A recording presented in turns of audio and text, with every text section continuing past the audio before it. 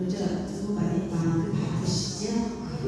해야 될 것도 많고 챙겨야 될 것도 많고 또 우리 어르신들 권사님들은 자손들이 너무 많이 가정에 방문하셔서 그리고 또 마음도 분주하시는데 이렇게 또 하나님 전에 나와서 예배를 드리고 그 시간은 은세대 예배라고 해서 저희 교회 학교 친구들과 함께 다 같이 드리는 예배입니다. 이 시간을 통하여서 우리 친구들과 또 우리 예배의 성도님들이 하나님께서 주시는 은혜가 충만하기를 더욱이 바라고요. 또한 이번에 우리 찬양 우리는 동산이라는 찬양이에요. 저희를 항상 지켜주시고 인도하여 주시고 마르지 않는 샘같이 주시는 은혜가 우리들의 성도님들에게 마르지 않기를 바라면서 함께 찬양하겠습니다.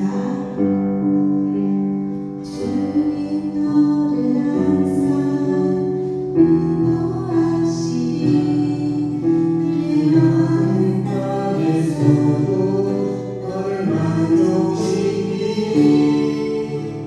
주님 너를 항상 인도하시니 내 마음 땅에서도 너를 만족시키니 너는 푸른 동산에도 마르지 않는 새의 나들이 너는 푸른 동산에도 마르지 않는 새의 나들이 주님 너를 항상 인도하시니 내 마음 땅에서도 너를 만족시키니 주님 너를 항상 인도하시니 내 마음 땅에서도 너를 만족시키니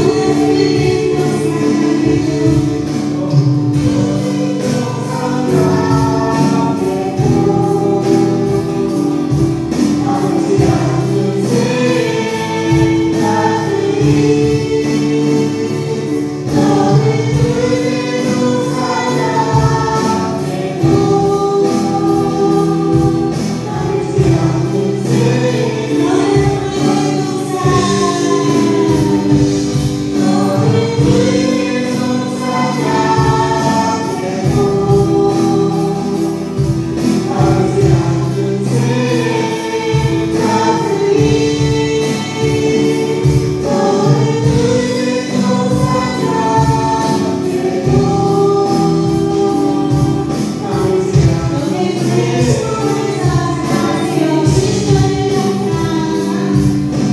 주님 너를 항상 인도하시니 내 마음 땅에서도 너를 만족시키니 주님 인도하시니 내 마음 땅에서도 너를 만족시키니 푸른 동산에도 마르지 않는 새의 나들이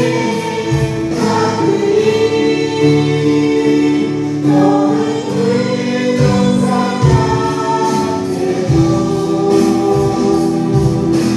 마르지 않는 새의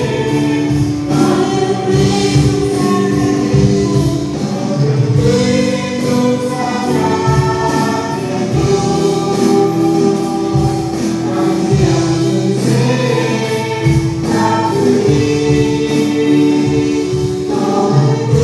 푸른 동산에도 마르지 않는 새의 너는 푸른 동산에도 마르지 않는 새의 나들이 너는 푸른 동산에도 마르지 않는 새의 나들이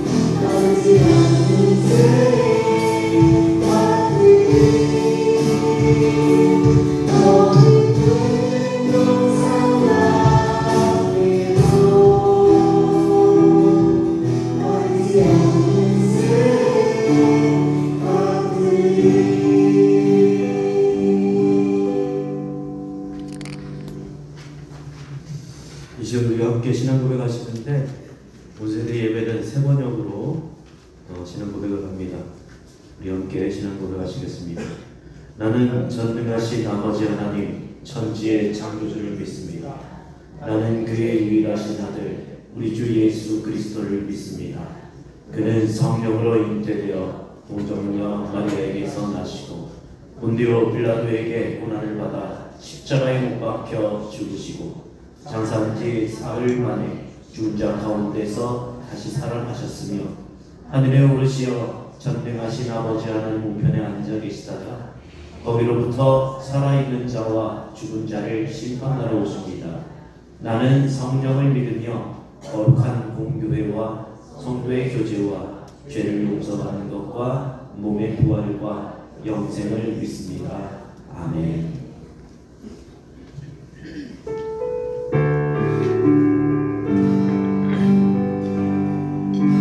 우리 모두 예배하는 자 되어 온전히 영과 진리로 주를 예배하자. 주가 우리와 영원히 함께 하시고 마르지 않는 샘물로 우리 채우시. 우리 모두 예배하는 자 되어 온전히 영과 진리로 주를 예배하자. 주가 우리와 함께 영원히 함께 하시고 마르지 않는 샘물로 우리 채우시. 우리 모두 예배하는 자 되어 온전히 영과 진리로 주를 예배하자. 주가 우리와 함께 영원히 함께 하시고 마르지 않는 샘물로 우리 시간 함께 기도합시다. 하나님께서 주의 예배, 이 예배 가운데 하나님께서 은혜 주시기를, 말씀하여 주시기를, 그리고 성령께서 우리 가운데 은혜 주시기를, 성령 충만한 은혜를 주시기를 구하면서 함께 기도합시다. 살아계시고 계십니다. 아버지 하나님, 우리 시간을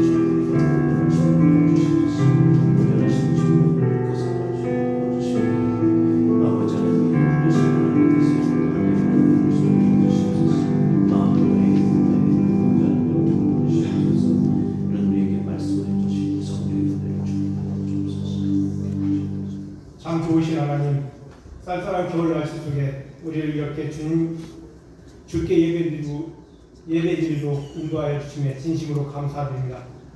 주님의 거룩한 성회를 기억하고 주님의 크고 높은 이름을 높이고자 오늘 이 자리에 모였습니다. 모인 모든 성도들과 교회 학교에서 주를 찬양하는 소리를 들으시고 하늘의 영광이 가득 차게 하여 주옵소서. 아멘. 우리가 주님을 알기 전부터 우리를 알고 구원하시기에 예수님을 보여줘 구원하신 은혜를 감사합니다. 사랑의 하나님, 이제 조금이면 민족의 명절인 설날이 다가옵니다. 우리의 이웃을 돌볼 수 있는 우리가 될 수 있도록 도와주시옵소서. 모든 은사 중에 으뜸인 사랑의 은사가 되게 하시고 우리에게 세상의 빛이 되라 하셨으니 우리가 빛의 조명을 감당할 수 있도록 축복하여 주옵소서. 아멘. 사랑이 없는 곳에 빛이 없는 곳에 빛을 심을 수 있는 성도들이 될 수 있도록 축복하여 주옵소서. 아멘. 믿지 않는 나라의 많은 이들이 우리 위하여 기도하게 하시며 그들을 위하여 봉사의 손길이 쉬지 않도록 축복을 더하여 주옵소서. 아멘. 하나님의 성을 찬양하며 주님 앞에 모인 우리들에게 협력하여 선을 이룰 수 있도록 은혜를 베풀어 주시옵소서. 아멘. 전 세계 모든 나라와 열방 그리고 민족이 줄 높이며 예배하는 그날이 속히 오게 하여 주시옵소서. 아멘. 각 심령을 변화시키며 하나님의 자녀로 삼으시는 성령의 역사가 온 세계 가운데 불같이 일어날 수 있도록 도와주시옵소서. 아멘. 주님의 성령께서 태초부터 천지 가운데 운행하셨던 것처럼 온 세계 가운데 운행하셔서 성령으로 감동된 자들이 나와 주를 위하여 즐거이 헌신하는 자들이 날마다 늘어나도록 젊은이들을 일으켜 주옵소서. 아멘. 지금도 곳곳에서 선교하시는 사역으로 복음을 전하시는 선교사들에게 성령의 위로와 도움을 허락하여 주옵소서. 아멘. 하나님, 간절히 간구하는 것은 저희 에덴교회를 위해 기도하오니 작은 모임이라도 하나님이 친히 역사하심으로 우리 모든 것들이 주님의 몸된 에덴교회를 위하여 지체의 역할을 감당할 수 있도록 인도하여 주옵소서. 아멘. 이 시간 하나님의 말씀을 들고 다니면서 지는 목사님을 하나님께서 말씀으로 붙잡아 주시고 주여. 그의 말씀을 사모하는 심령에게 귀한 열매를 맺게 하시고 주여. 말씀을 듣고 행할 수 있는 믿음을 허락하셔서 성령의 귀한 열매가 맺을 수 있도록 도와주시옵소서. 아멘. 어디서나 하나님의 말씀을 묵상하며 하루하루를 살아가는 심령에게 하나님의 은혜가 넘쳐나고 그 자리가 하나님을 증거하는 자리가 되게 하여 주옵소서. 아멘.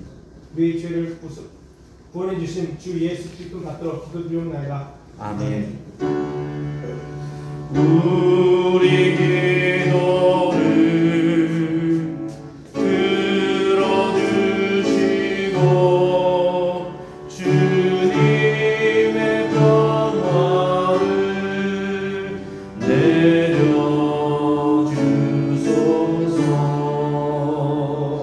아멘.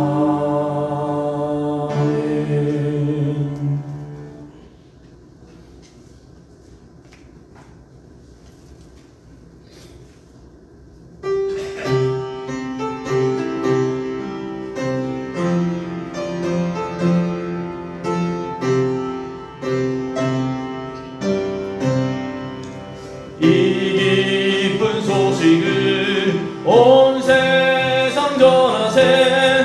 큰 환난 고통을 당하는 자에게 주 믿는 성도들 다 전할 소식은 성령이 오셨네.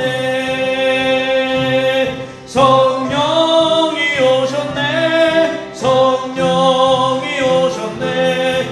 내 주님 보내신 성령이 오셨네.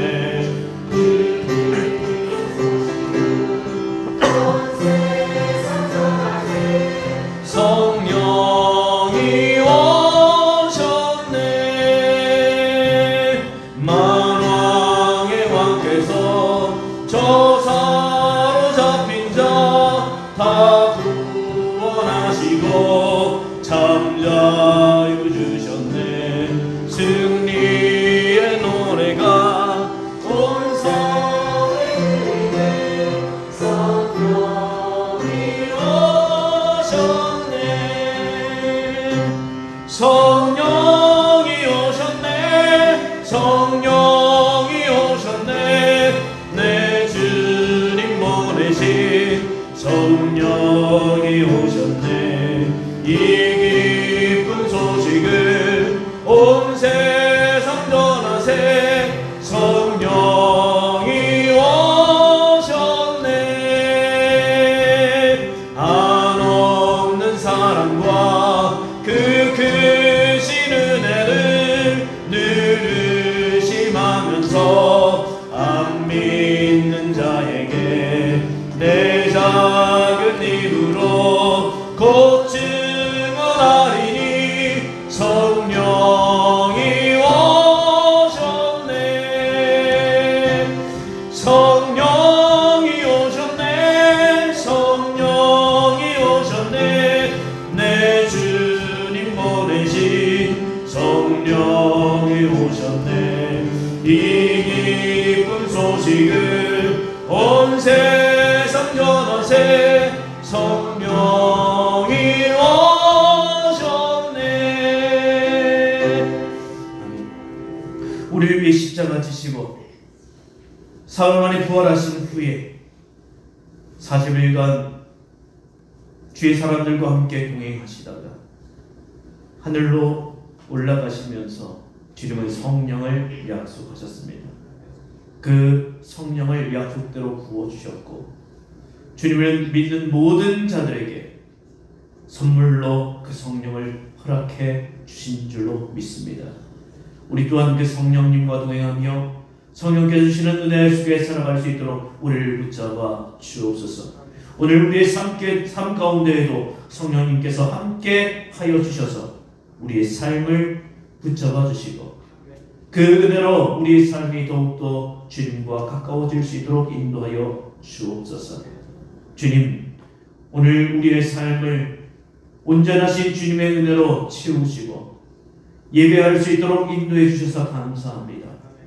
우리에게 있는 모든 감사의 제목들 그 모든 것에 감사하며 우리의 예물을 드립니다. 지극히 작은 것이지만 주님께서 기뻐 받으시는 예물 되기를 소원합니다. 드린 손길을 기억하여 주시고 우리 하나님께서 그의 삶을 하나님의 은혜로 채워주시기를 원합니다. 가정은 더욱 복되기를 원합니다. 자녀들은 주님의 은혜 가운데 든든히 서가기를 원합니다.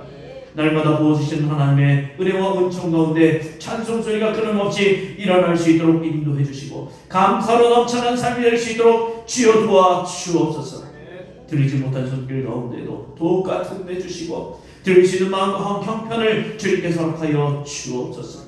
이 예물 쓰이는 곳곳마다 하나님의 은혜는 충만히 드러나고 교회는 더욱 든든히 세워지며 이웃들에게 주의 복음을 아낌없이 전할 수 있는 귀한 예물 될 수 있도록 인도하여 주옵소서. 정직하고 깨끗하게 사용될 수 있도록 주여 인도하여 주옵소서. 주신 모든 것에 감사드리며 예수님 이름으로 기도하옵나이다. 아멘.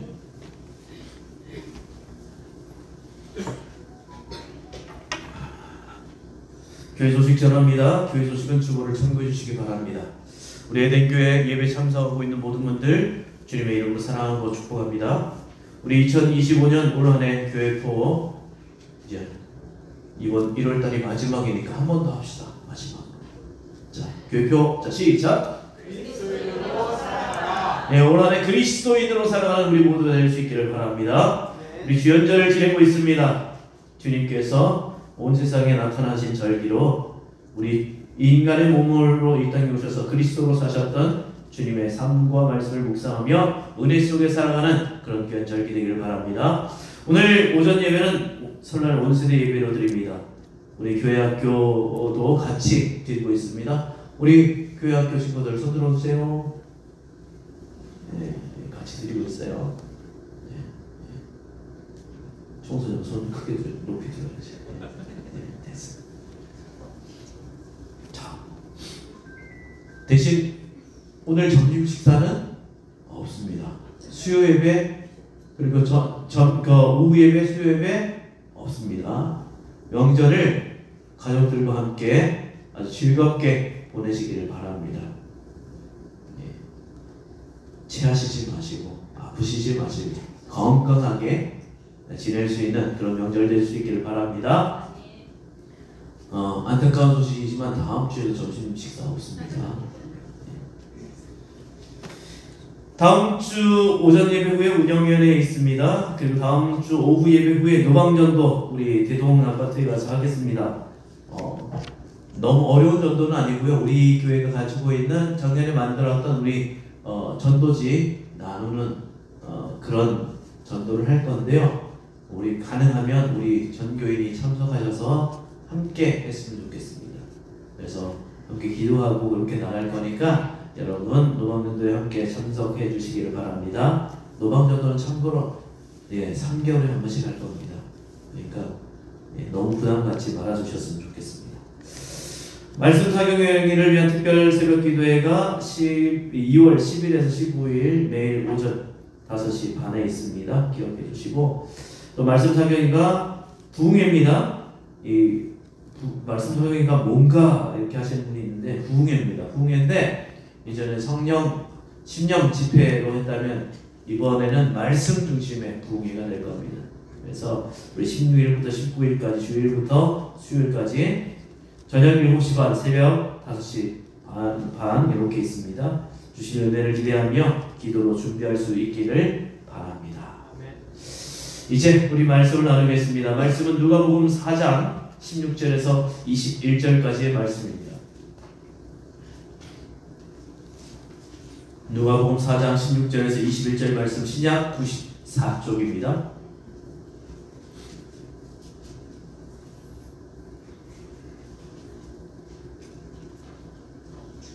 자, 찾으셨나요? 자, 이 말씀 우리 교독으로 공독하겠습니다. 예수께서 그 잘하시던 곳 나사렛에 이르사 안식일에 늘 하시던 대로 회당에 들어가사 성경을 읽으려고 서심해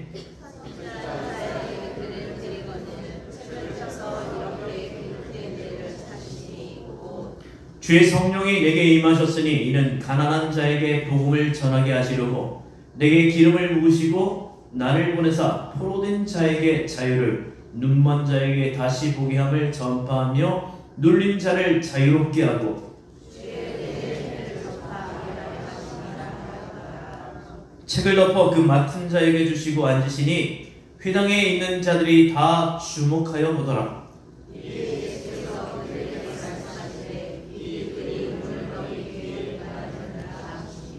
아멘.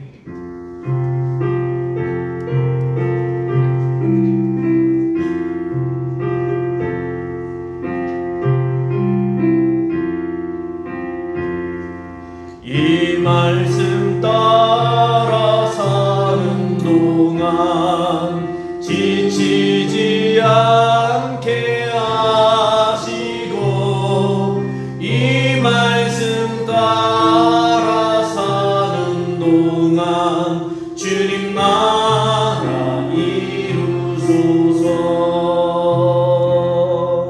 할렐루야. 우리 서로 인사합시다. 사랑합니다. 축복합니다. 주님의 이름으로 사랑하고 축복합니다. 예, 오늘 처음 뵈신 분도 계시고 반갑습니다.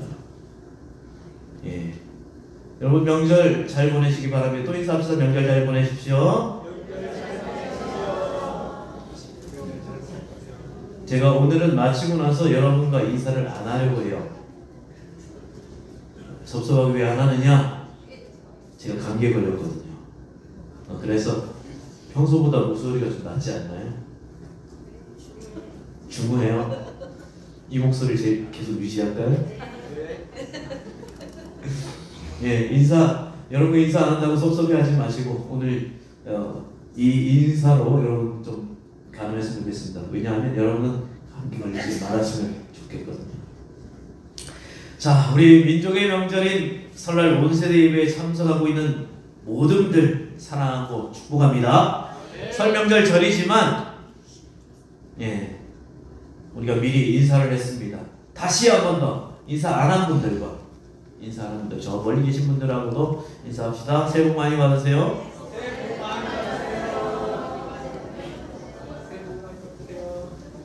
자, 명절에 대해서 혹시 어디 가십니까? 어디 가시는 분? 네. 나머지 다 계셔요? 저는 갔다 옵니다. 우리나라를 비롯해서 몇몇 나라들은 참 특이한 풍습이 있죠. 명절이 되면 그동안 못 봤던 가족, 친지, 고향을 떠나서 고향을 찾아서 만나러 발걸음을 옮깁니다. 우리나라는 겨울 초새에 설날 한번, 그리고 가을에 추석 이렇게 가족들을 만나러 가죠. 가족들 얼굴을 보면서, 오랜만에 보면서 참 반갑기도 하고 맛있는 거 먹으면서 도란도란 이야기하면 시간이 금방 가는 것 같아요.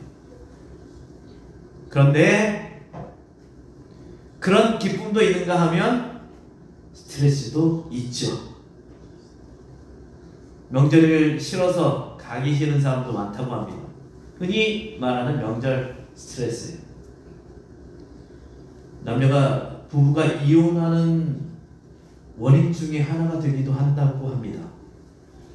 통계를 보니까 기혼자의 명절 스트레스 1위는 용돈, 명절 음식 준비, 선물, 교통비 지출해 가는 것들이 많습니다. 고향으로 가는 길이 너무 멀어서 또 가족 친지들과 술 먹고 싸우는 것 때문에 보기 싫어서. 자, 미혼자의 스트레스의 경우에는 경제적인 것에 대한 문제가 2위고 1위는 잔소리입니다. 결혼 언제 하냐? 취업은 했느냐? 애는 있니? 월급은 얼마니? 애는 언제 낳니? 또 비교도 많이 나가죠. 쟤네 집은 쟤가 대학 어디 갔다더라? 니네 애는 어디 갔니? 너무너무 스트레스래요. 그래서 결국 결혼을 한 사람이나 하지 않은 사람, 기쁘게 만나야 할 명절의 가족 모임이 좀 스트레스가 되더라. 그래서 나는 가기 싫어요 하는 사람들이 많다고 합니다. 여러분도 그런 명절 스트레스 싫으시죠? 싫으셔요? 좋으셔요? 싫죠? 그래서 나는 가기 싫어요 하시는 분은 엄지발가락 살짝 드세요. 근데 반대로 여러분이 그런 스트레스를 주고 있지는 않죠. 한번 생각해 보세요. 나는 받기 싫어하면서 다른 사람에게 나는 그런 스트레스를 주고 있지는 않는지. 자, 우리 이번 명절에는 스트레스 받지도 주지도 맙시다. 자, 오늘 읽은 본문은 우리가 너무나도 자주 듣고 잘 알고 있는 본문입니다. 예수님께서 갈릴리에 있는 여러 회당을 돌아다니시면서 말씀을 전하시고 가르치시다가 안식일에 늘 하시던 대로 자신이 잘하셨던 나사렛 회당으로 들어가세요. 이곳에서 이사야의 글을 읽으신 후에 설교하시고 앉으십니다. 그러자 모든 사람들이 놀라요. 그리고 사람들에게 예수님께서는 이 말씀들이 모두 귀에 응하였다 말씀하십니다. 읽은 본문 이후에 나오는 예수님께서 자신의 고향에서 배척당하시는 내용이 더 많이 들었던 내용이지만 이번에는 예수님이 하신 말씀에 더 초점을 맞춰보고자 합니다. 자, 누가는 누가복음뿐만 아니라 이어지는 사도행전에서도 이 회당이라는 장소에 대해서 많이 쓰고 있습니다. 이 회당이라는 공간에 대해서 아는 것이 누가복음, 사도행전을 아는데 큰 도움이 돼요. 당시 회당과 거기 있었던 예배에 대해서 알아보자면 회당이라는 것은요, 건물 자체보다는 모임 자체를 얘기하는 것이 더 이해가 빠릅니다. 그것은 마을이나 동네 사람들이 모이는 곳이고 예수님 시대의 대부분의 마을 회당은 아마 어떤 사람의 집이 개조된 좀 큰 방 정도로 생각하시면 될 거예요. 큰 모임 장소.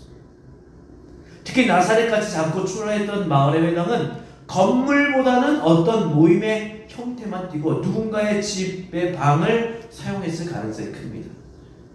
이렇게 모임에서 우리가 생각하는 예배를 드렸다는 것은 어렵지 않게 알 수 있지만 어떻게 예배를 드렸는가에 대해서는 성경에서 이야기하는 내용만 가지고는 잘 알기 힘들어요.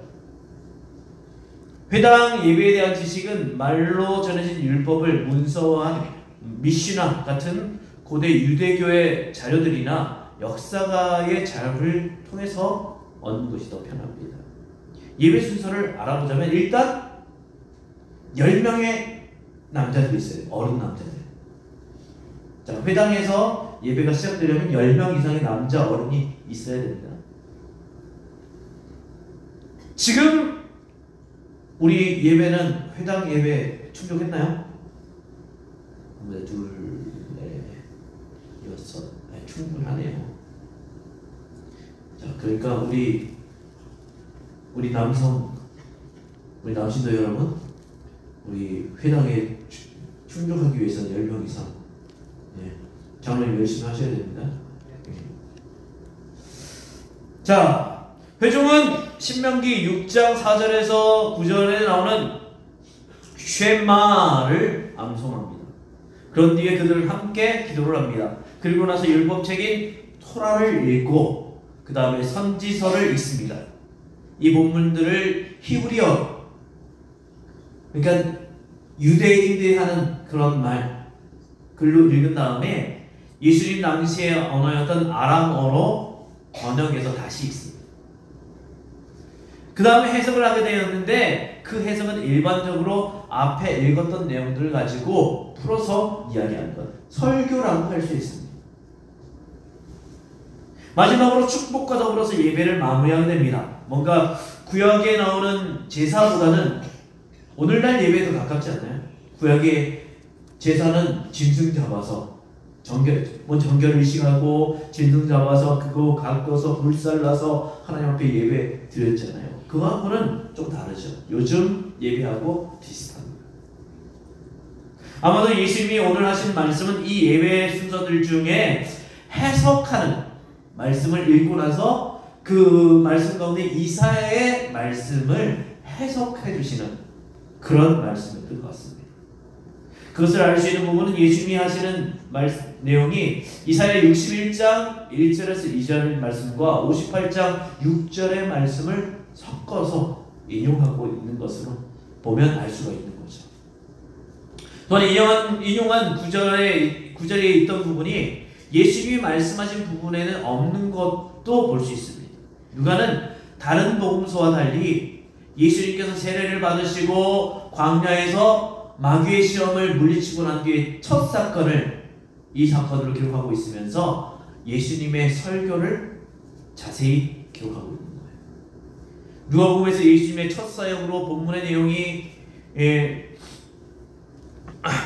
나타나는 것은 뭐 아무런 의미가 없다 이렇게 할 수는 없을 거예요.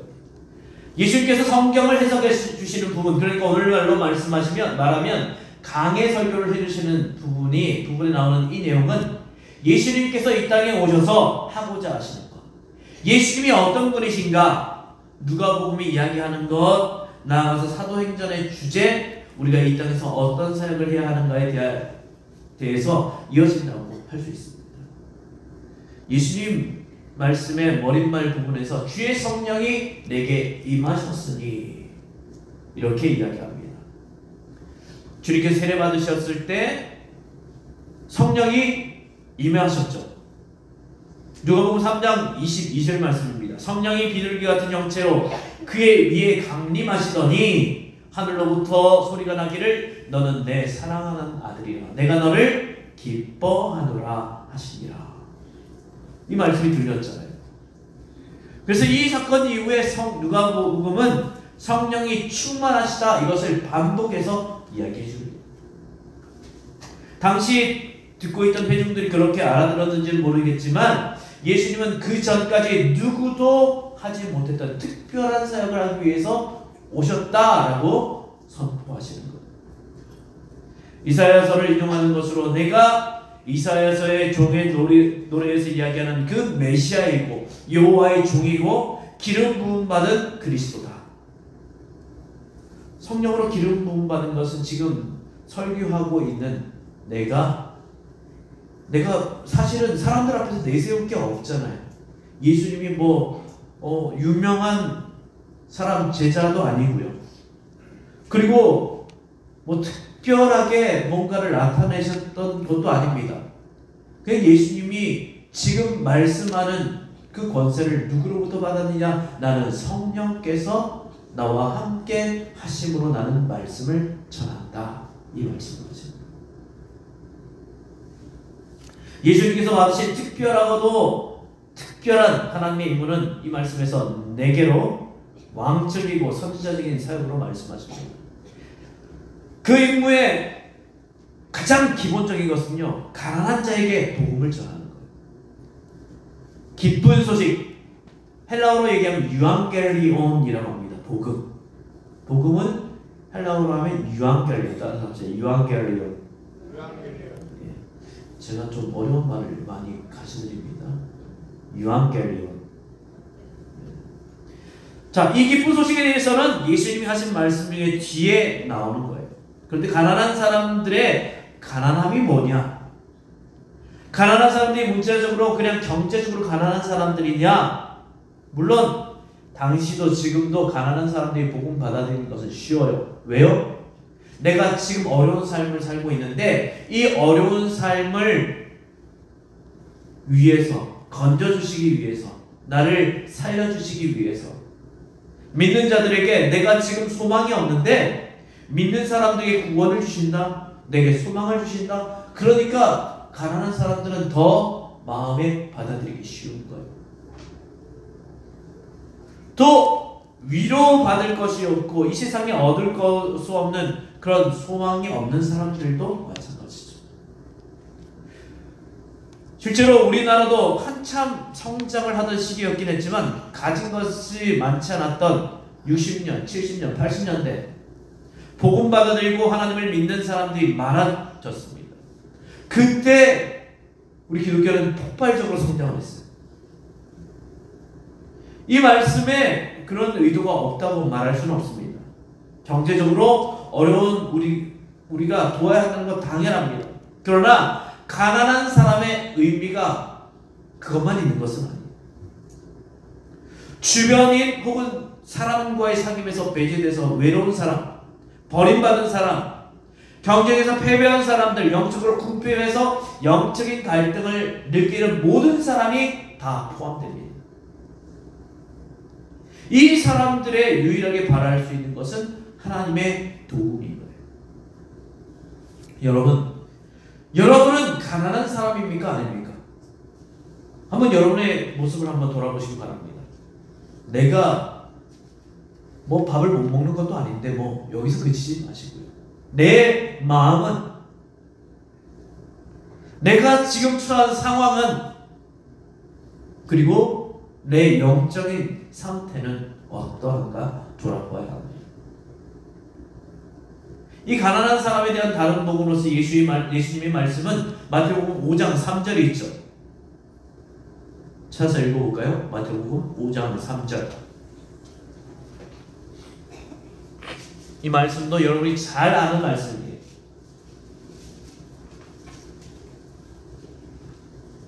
자, 먼저 찾은 사람이 큰 소리를 읽어주세요. 심령이 가난한 자는 복이 있나니 천국이 그들의 것이라. 예, 아멘. 놓치셨네요. 봤는데 움찔하는 거 봤는데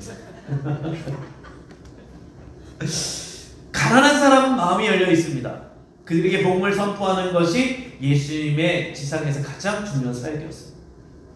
마찬가지로 지상에 살아가며 예수님을 닮아가는 우리에게 주어진 임무도 그런 영적으로, 신적으로, 경제적으로 가난한 사람들에게 주님의 복음을 전하는 것이죠. 그러면 복음이 뭐냐? 그 첫 번째는 포로된 자에게 자유를 전합니다. 자, 포로가 뭘까요? 구약 성경에서 포로는 하나님께 죄를 짓고 경고를 무시하고 가난한 자를 멸시하고 그들을 억압하여 하나님의 심판을 받아 젖과 꿀이 흐르는 땅, 그 땅에서 추방된 바벨론의 포로 유다를 떠올리게 합니다. 그들이 추방되어서 바벨론의 포로가 된 것은 역사적 사실이지만 그게 왜 그렇게 되었느냐? 죄 때문이라는 거예요. 포로가 된 것은 죄에 사로잡혀 있는 것을 뜻한다는 겁니다. 죄에 사로잡혀서 자유롭지 못하고 그 굴레에 빠져서 허우적대고 있는 것이 바로 죄에 포로된 상태. 유대인들이 돌아가서 성벽과 성전을 지으라고 명령했던 바사왕 고레스처럼 예수님께서는 그들에게 자유를 선포하시는 거예요. 죄에 사로잡혀 있는 상태에서 자유롭게 풀어준다는 겁니다. 누가복음 사도행전에서 자유는 죄사함과 주로 연결됩니다. 예수님 시대에 영적으로 포로된 것이 볼 수 있는 사건으로 나타났습니다. 대표적으로 귀신 들린 사람이에요. 귀신 들린 사람을 쫓아내신 것은 사탄의 매임으로부터 자유롭게 하는 거예요.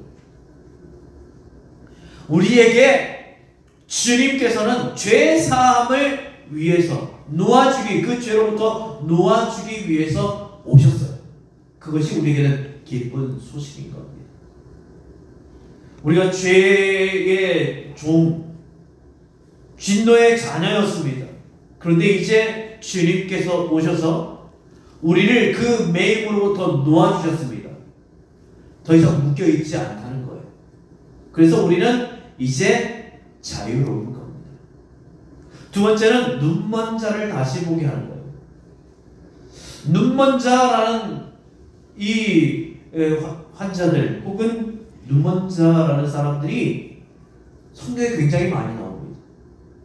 그래서 이것을 통해서 유추해 볼 때 팔레스타인 이 지역에서는 좀 흔한 질병이 아니었나.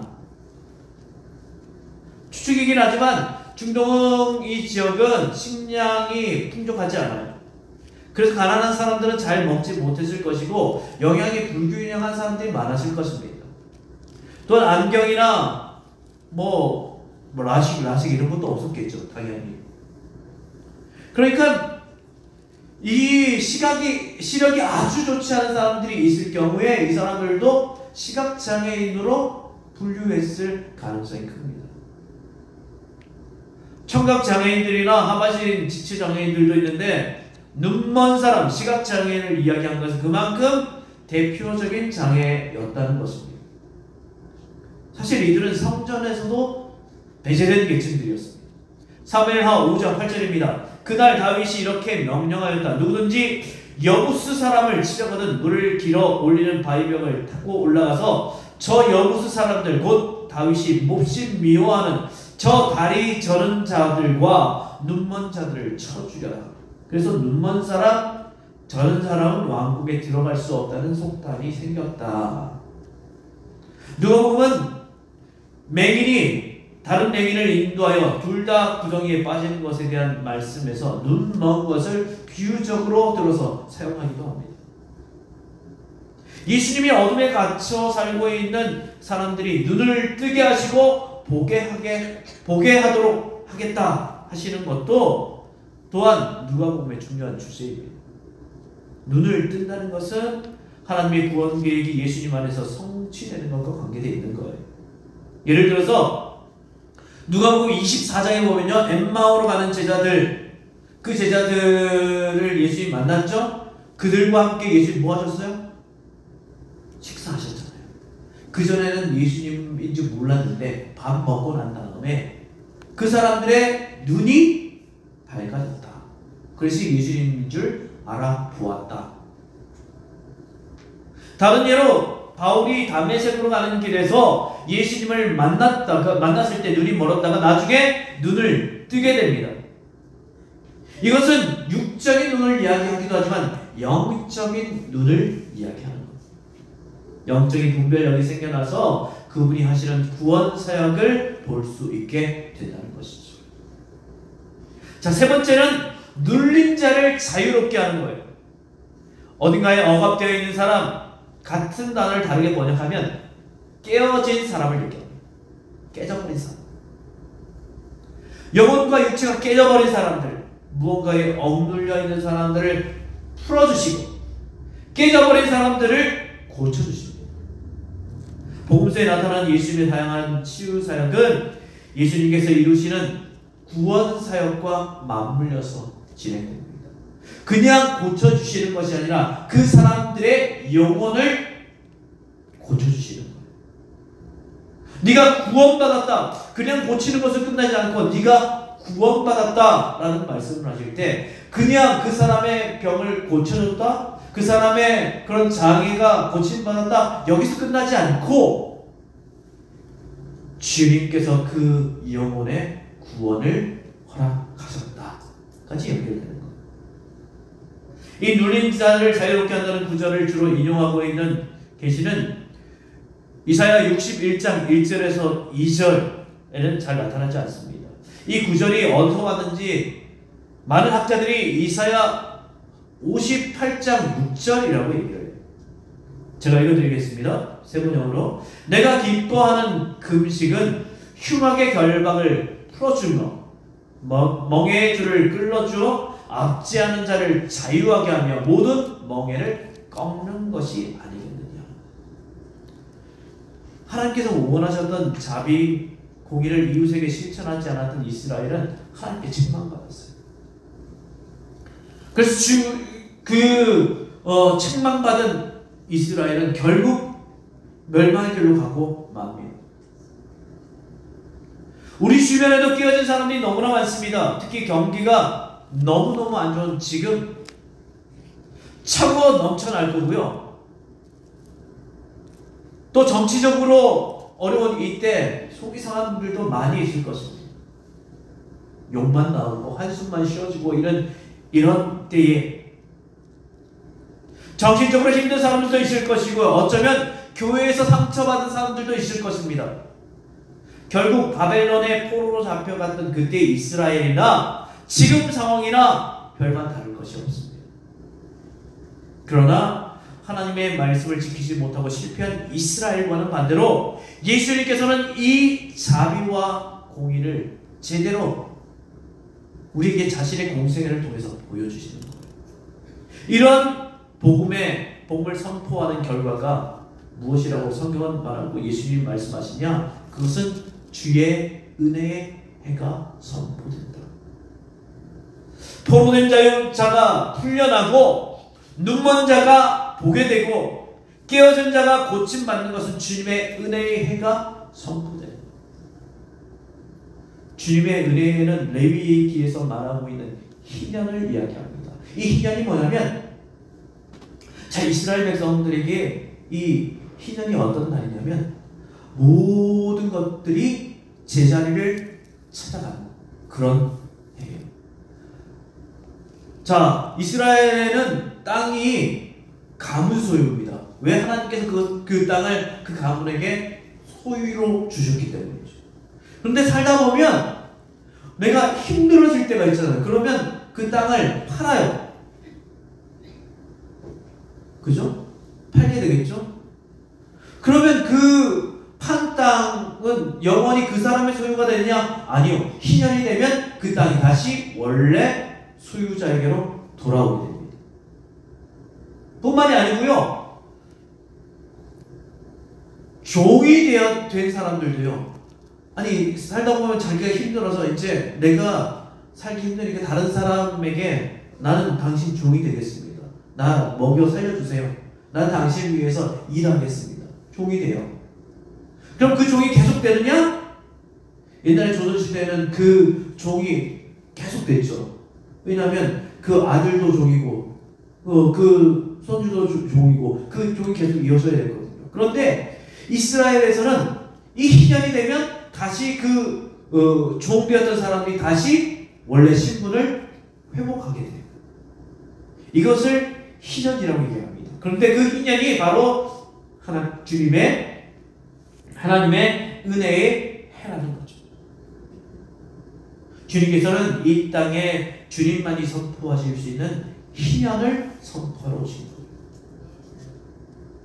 이 희년이 오면요, 많은 사람들은 기쁩니다. 왜 기뻐요? 내 원래 신분이 회복되는 날이니까.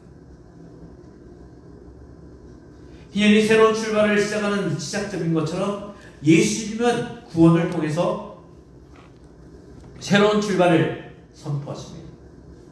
깨지고 상하고 죄의 권세 아래에 있던 우리를 구원하시기 위해 이 땅에 주님께서 오신 거예요. 주님께서 이 말씀을 마친 후에 회당의 회중들에게 이것이 오늘 너희 귀에 응하였다 말씀하십니다. 구약 성경에 나와 있는 그 말씀이 바로 나를 가리키는 거예요. 그 당시에 많은 사람들은 메시아를 기다렸습니다. 그 메시아는 바로 이 희년처럼 이스라엘 사람들을 다시 회복시켜 주실 그런 분으로 믿었고 그런 분을 기다려왔던 거예요. 그러니까 너희들이 기다려왔던 그 메시아가 지금 왔다. 예수님께서 직접 말씀하시는 거예요. 내가 성령으로 기름 부음 받은 은혜를 선포할 메시아다. 선포하십니다. 그렇지만 그 뒤에 여러분 아시다시피 예수님을 못마땅히 여겨서 바로 십자가에 못 박고 말죠. 그러나 우리는 잘 압니다. 그분께서 은혜를 주시러 오신 하나님이고 그 은혜를 우리가 받았다는 거예요. 우리 모두는 구원받은 사람입니다. 주님은 우리에게 구원을 허락하시는 분이십니다. 사랑하는 여러분, 우리 모두는 구원의 은혜를 입은 사람입니다. 옆 사람 보고 이야기합시다. 당신은 구원의 은혜를 입은 사람입니다. 그 구원의 은혜가 당신과 함께하기를 원합니다. 네. 여러분, 제가 구원이 뭐라고 했습니까? 구원이 뭐라고 했나요?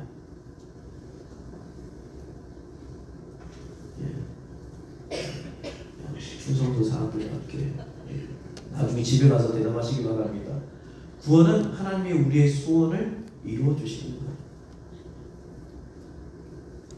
그 구원이 가난한 사람들은 그 가난으로부터 벗어나는 겁니다. 억눌린 사람들은 그 억눌림으로부터 벗어나는 것입니다. 아픈 사람들은 그 아픔을 낫게 되는 것이겠죠.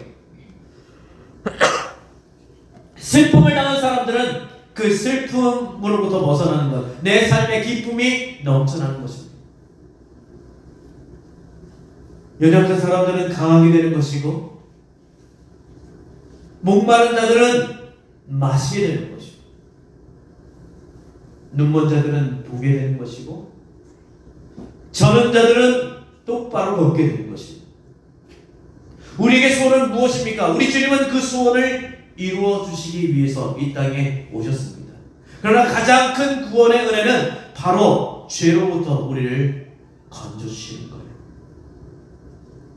우리의 가장 근본적인 것부터 해결되어야 합니다. 그러니 사랑하는 여러분, 나를 구원해 주시기 위해 오신 주님은 제일 먼저 나의 죄, 이 죄 해결할 수 없는 이 죄를 내게서부터 해결해 주시는 것. 그 은혜를 우리에게 주시기 위해 이 땅에 오신 분. 그리고 그 외에 다른 것들은 또 우리에게 필요한 것들을 채워주시는 하나님의 은혜가 있음을 기억하시기 바랍니다. 바로 그것을 위해 주님은 우리에게 오신 겁니다. 나에게 오신 겁니다. 우리는 우리를 자유케 하신 그 주님의 십자가의 큰 은혜와 사랑을 입은 사람들입니다.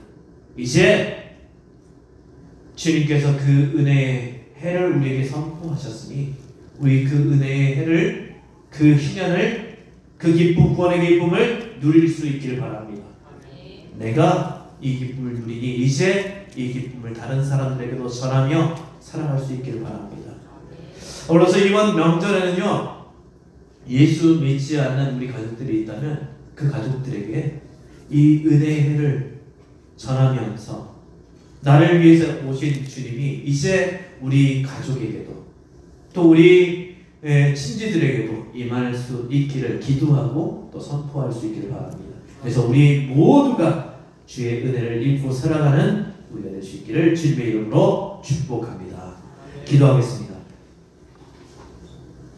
우리 아버지 하나님, 주님께서 주시는 은혜를 우리가 누리기를 원합니다. 주님께서 이 땅에 오심으로 말미암아 이제 우리가 하나님의 은혜를 입고 그 은혜 속에 살아가기를 원합니다. 성령이 내게 임하셔서 가난한 자에게 복음을 전하고 기름을 부으셔서 포로된 자에게 자유를, 눈먼 자에게 다시 보게 함을 선포하고 눌린 자를 자유롭게 하고 은혜의 해를 선포하게 하심이라 말씀하셨습니다. 주님께서 오심으로 우리가 누리게 된 이 은혜, 우리는 구원의 은혜를 누리게 되었으니 이 구원의 은혜를 또 우리의 가족들에게, 친지들에게, 우리 주변 사람들에게 전하며 살아갈 수 있도록 인도해 주옵소서. 그냥 떠도는 말씀이 아니라 우리를 향한 말씀이고 또 이 말씀이 정확하게 세상 가운데 선포되어 이 말씀을 통하여서 우리 귀에 응한, 우리를 위해 이 땅에 오신 메시아 예수의 은혜를 전하며 나타낼 수 있도록 또 누릴 수 있도록 인도해 주옵소서. 예수님 이름으로 기도하옵나이다. 아멘. 우리 일어서 찬양합시다. 일어나 주 위에 서라 강한 용사여 주님이 너와 함께 하시네 주께서 다시 오신 길 그 길 예비하라 영광의 주님 오 만왕의 왕 우리 역사를 부르면서 일어나 주 위에 서라 일어나 주 위에 서라 강한 용사여 주님이 너와 함께 하시네 주께서 다시 오시길 그 길에 위하라 영광의 주님 오 만왕의 왕 오직 다시 자신을 향해서 일어나 주 위에 서라 강한 주님이 나와 함께 하시네 주께서 다시 오시길 그 길에 위하라 영광의 주님 오 만왕의 왕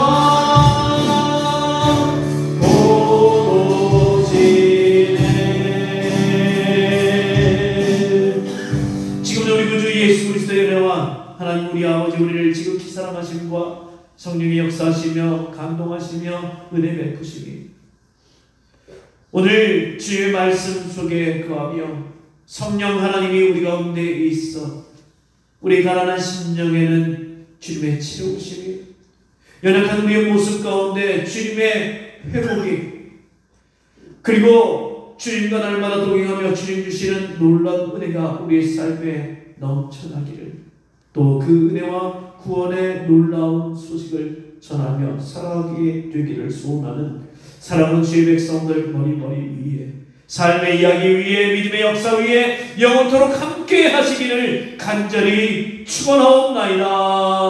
아멘. 우리 주님 함께 하시옵소서.